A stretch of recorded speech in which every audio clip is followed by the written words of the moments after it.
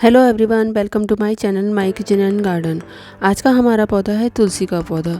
सर्दियां आते आते तुलसी का पौधा सूख जाता है, सूखना शुरू हो जाता है। अगर सही तरीके से इसकी देखभाल नहीं करते हैं या केयर नहीं करते हैं तो ये पूरी तरह से सूख जाता है।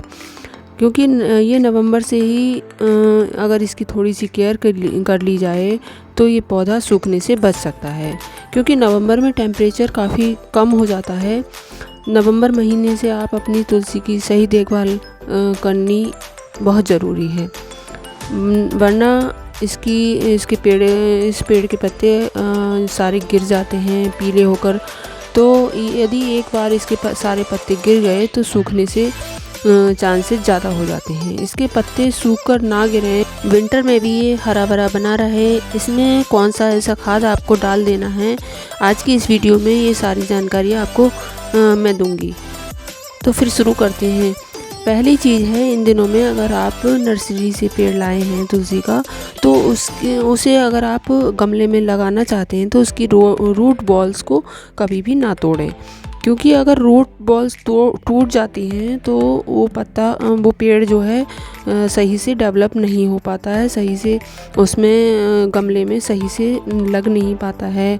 अगर रूट्स कट जाती हैं इन दिनों में तो वो अच्छे से बढ़ नहीं पाएगा। अगर आप नया पौधा लेकर आना चाहते हैं, देखिए मेरा तो ये पौधा गमले में ही उगाया है, तो इसे अगर आप लगाना चाहते हैं तो इसे दूसरे गमले में इन सर्दियों में ना लगाएं। इसे अगर आप लगाना है तो ये रेनी सीजन में लगाएं। रेनी सीजन में ये बहुत अच्छे से इसकी जो प्रोग्रेस होती है, उसकी जो ग्रोथ होती है वो बहुत अच्छी होती है।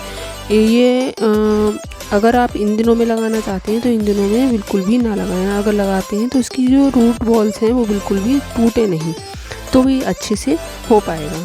और दूसरी चीज़ है, छोटे गमले से अगर आप बड़े गमले में शिफ्ट करना चाहते हैं तो इस समय बिल्कुल भी ना करें।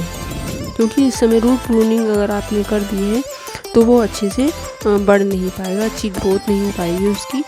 और यदि किसी वजह से शिफ्ट करना भी पड़े तो रूट को बिल्कुल भी ना छूएं।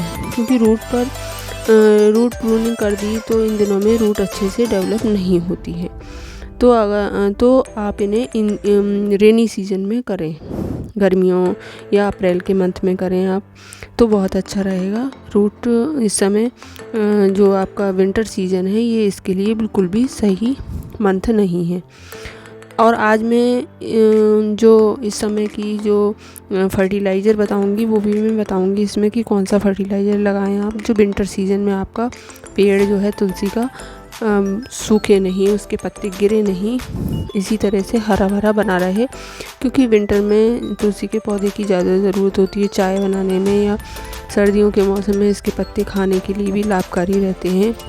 तो इसके लिए मैं आज बताऊंगी आपको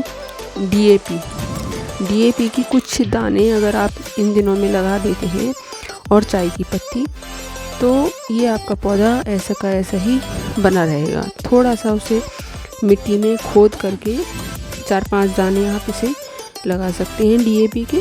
और डीएपी आपको आसानी से खाद्य स्टोर पर मिल भी जाएगी।